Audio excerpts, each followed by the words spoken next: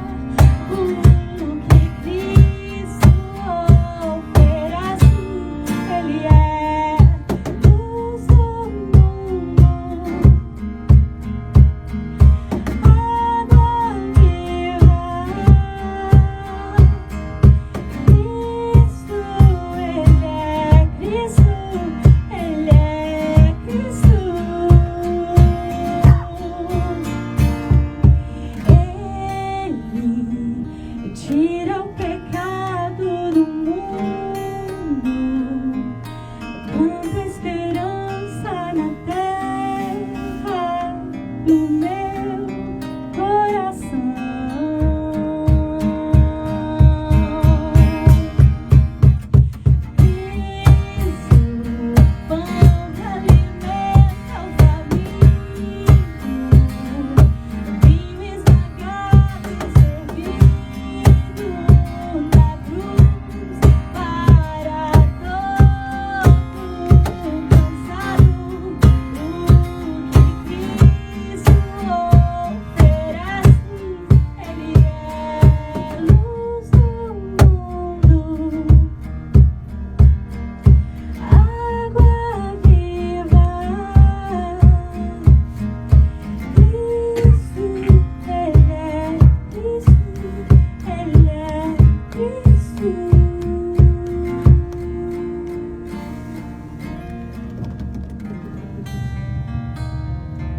Olha só a propaganda da nossa caneca. Assim que a gente faz uma propagandinha, né? Muito bem, está legal aqui, né? Música boa, viu? A seleção foi...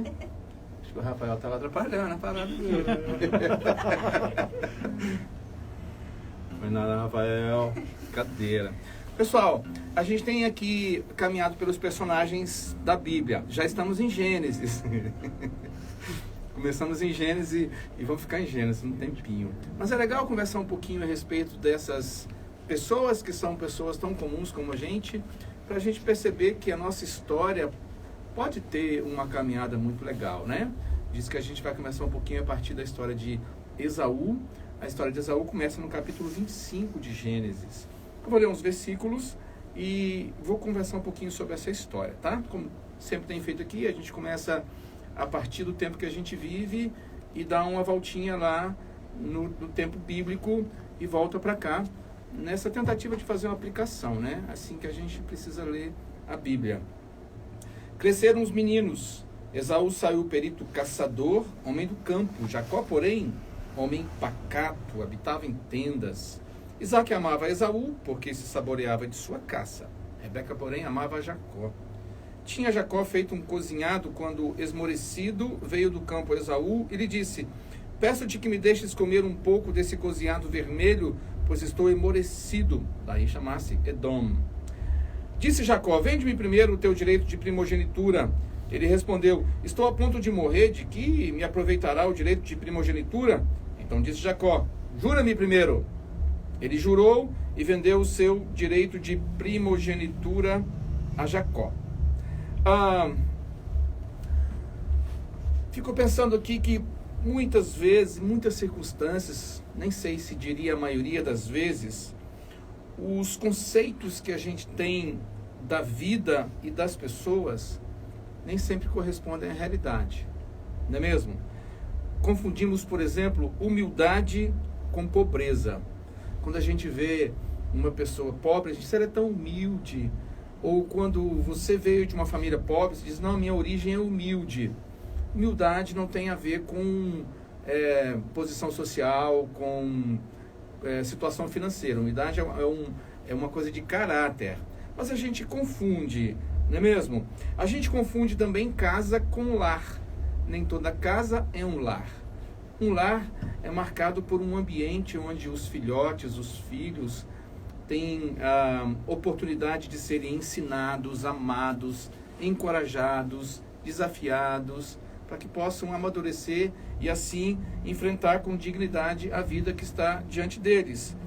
Mas de fato a gente tem a tendência de emitir um parecer muito mais por aquilo que a gente vê do que por aquilo que a gente conhece. Para a gente conhecer, a gente precisa gastar um tempinho. Na verdade, eu vou colocar um termo diferente: investir um tempo para tomar conhecimento ou da pessoa, ou da situação, ou do que quer que seja, para aí sim emitirmos um parecer com mais honestidade, não é mesmo? A aparência exterior normalmente é aquilo que nos impressiona, pelo menos em primeira mão, mas eu creio que também ela nos engana com uma frequência maior do que gostaríamos. não é incomum alguém que vai vender um carro dar uma boa maquiada, uma polida, uma maquiada. Eu tenho um princípio, eu não sou um bom vendedor de nada, nem de carro. Mas quando alguém faz isso, eu digo assim, puxa, você poderia pensar que você está comprando esse carro.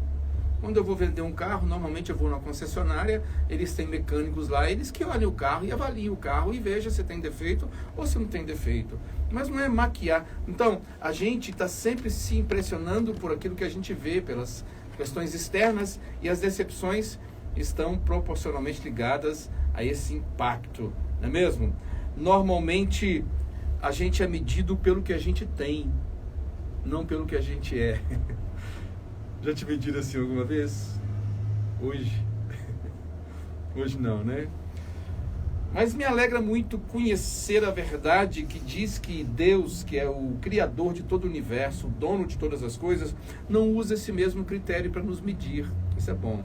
Pelo menos para mim é muito bom.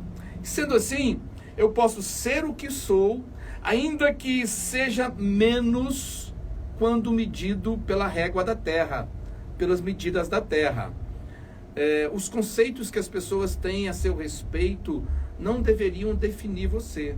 O conceito que Deus tem a seu respeito, sim, isso deve definir você. Então, o seu grande desafio, temos falado aqui todo sábado, é saber o que Deus pensa a seu respeito, o que Deus diz a seu respeito. Nós somos confrontados entre essas questões de posses e carências.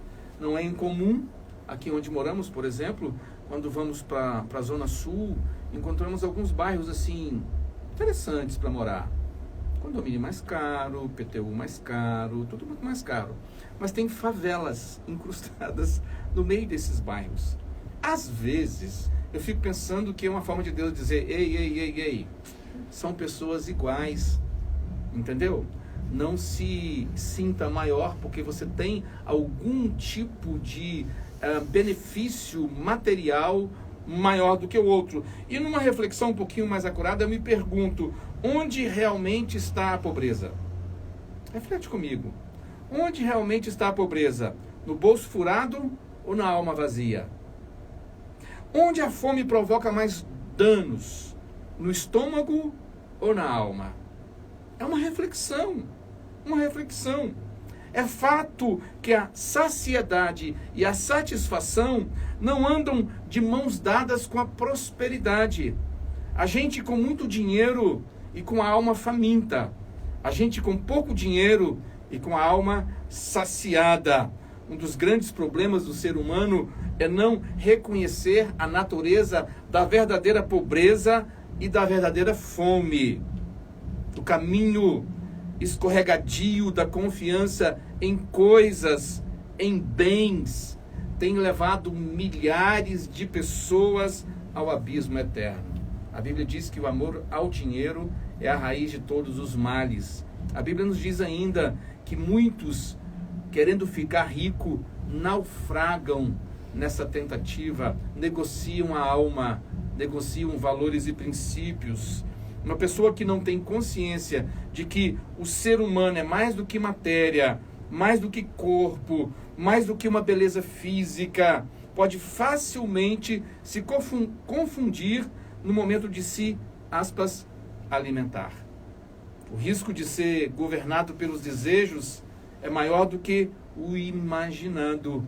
E o prejuízo nesse caso é grande e muitas vezes iminente. Então, saímos aqui do século XXI, vamos pular lá para o início da formação da humanidade. Aqui já rodou muita coisa, né? No capítulo 25 de Gênesis já rodou muita coisa. Dá tempo até de você ler esses capítulos todos hoje ou até amanhã, para você se inteirar um pouco da história. Mas aqui nos capítulos 25, 27, 28 e 33 do livro de Gênesis, tem a narrativa da história de Esaú, filho de Isaac e Rebeca. Depois de 20 anos casados, eles tiveram um filho. Fruto de uma gestação de gêmeos, ele nasceu primeiro. Portanto, o termo que é usado para isso é primogênito. E a cultura da sua época reservava para ele o melhor da herança e da bênção do seu pai. Esaú, como lemos aqui, saiu-se perito caçador. Era homem do campo, um meio ogro assim, sabe? Ao passo que seu irmão Jacó era mais pacato, mais apegado à mãe, já tinha um pequeno conflito ali. O pai gostava do mais velho, a mãe gostava do mais novo. E as preferências de Jacó, bem diferentes daquelas que vemos que eram as preferências de Esaú. E em um fim de tarde, como lemos aqui no texto, capítulo 25 de Gênesis, versículos 27 até o final do capítulo, em um fim de tarde, voltando do seu trabalho, Esaú se depara com Jacó, terminando ali uma comida super apetitosa, minha percepção ou minha imaginação, algo que Esaú gostava bem. Esaú estabanado, esbaforido, como dizemos aqui em Minas Gerais, disse: me dá um pouco dessa delícia, dessa maravilha, dessa gostosura. Você pode me dar um pouquinho dessa sua comida, desse seu cozinhado, Jacó? E Jacó disse: somente se você negociar comigo, somente se você me der em troca o seu direito de irmão mais velho. E essa parece ter sido, pode até parecer uma cena comum, trivial, corriqueira, entre família, né? Um irmão negociando com o outro, ou você que tem irmão, nunca ficou medindo copo, lagoinha, quantos mililitros de Coca-Cola mais tinha no copo do seu irmão, e reclamar com a sua mãe, né? Assim que fala, né? Com a sua mãe. Mainha. Ela já é mainha, né? Gustavo já é mainha.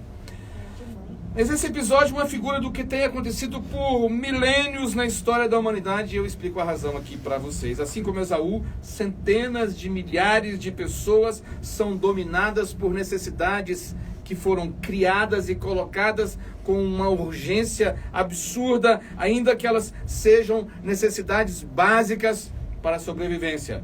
Em momentos assim, sempre tem surgido um Jacó para oferecer uma solução para aquela situação. O problema, que nem sempre, quase nunca, é observado, é que os Jacós não estão interessados em ajudar pelo simples prazer de ver um necessitado atendido e satisfeito. Não. Os Jacós têm outros interesses. Há um interesse em uma barganha desleal na qual apenas eles, os Jacós, serão beneficiados. Os Esaús têm suas necessidades temporais atendidas ao custo de um prejuízo duradouro, eterno, em muitos casos. Eu não creio que tenha sido uma coincidência aquele episódio. Eu imagino que Jacó tenha planejado aquilo. Sabedor que Esaú gostava daquela comida, que chegava cansado e com fome, preparou tudo aquilo. Esaú deu a proposta de Jacó sobre a venda do seu direito de irmão mais velho, assim: estou quase morrendo de fome, de que me vale esse direito? Percebe que este morto de fome trocou o permanente pelo passageiro, o duradouro pelo efêmero? Pensou com o estômago, não com o cérebro? Pense comigo, não tem sido essa a realidade de milhares, talvez a sua? Pessoas mortas de fome têm trocado seus direitos, seus valores, sua dignidade, seus princípios corretos, sua honra, seu caráter, por um prato de uma suculenta refeição. Uma refeição com aromas irresistíveis, muito bem elaborada por aquele que quer tirar do ser humano o seu direito de filho mais velho. O resultado tem sido para muitos o mesmo experimentado por Esaú, que ficou sem a bênção do pai, sem os privilégios de filho mais velho. Se você for ler a história, vai perceber que ele quis a bênção, e Jacó disse, e Esaú, Isaac! Chamei toda a descendência. Se me permitiu, eu chego até em Adão. Isaac diz: meu amigo, já era. Seu irmão já roubou a sua bênção. Na verdade, ele já tinha dado a bênção dele para o irmão. Os Esaús que estão cansados, para esses Esaús, quem sabe o seu caso, que estão cansados ou cansadas de serem enganadas pelos Jacós da existência, precisam conhecer aquele que é poderoso para saciar as necessidades mais profundas do ser humano. O Senhor Jesus Cristo disse que Ele é o pão que desceu do céu para matar a fome da alma, para que você não precise negociar com os Jacós que estão te rodeando. Se Esaú tivesse a alma saciada, não trocaria o seu direito de irmão mais velho por uma refeição, ainda que fosse essa a sua refeição preferida. Esteja certo, esteja certa que suas refeições preferidas lhe serão oferecidas com o fim de receber o seu direito de irmão mais velho. Os Jacós estão aí para oferecer. Eu quero encerrar essa reflexão dizendo para você que a questão decisiva é a seguinte: se você é um morto de fome ou alguém que, a despeito de estar faminto, conhece o caminho do fogão, não precisa negociar com os Jacós. Há fartura na mesa do Senhor Deus. Salmo 23 diz isso. E eu quero convidar você a ouvir uma canção com os fixos. Depois a gente vai encerrar com uma oração, enquanto você reflete sobre essa história de Esaú e Jacó.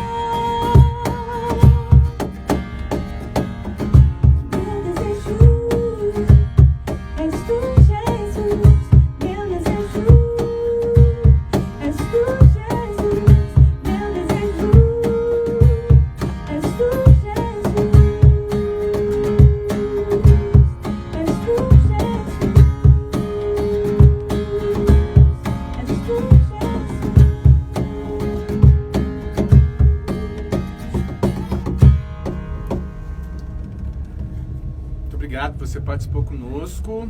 Queria aqui publicamente agradecer a Fabiana, que o último sábado trouxe um bolo sensacional para nós aqui. Fica o exemplo da Fabiana, né, para você.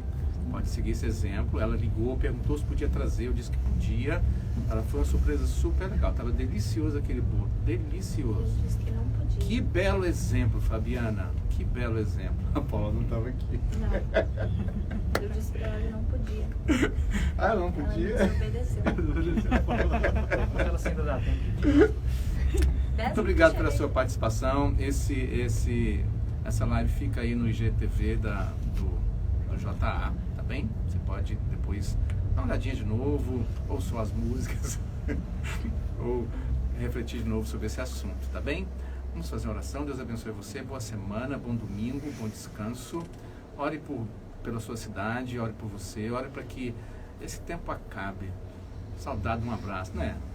Saudade daquele movimento do JA lá embaixo, né? Coisa boa assim.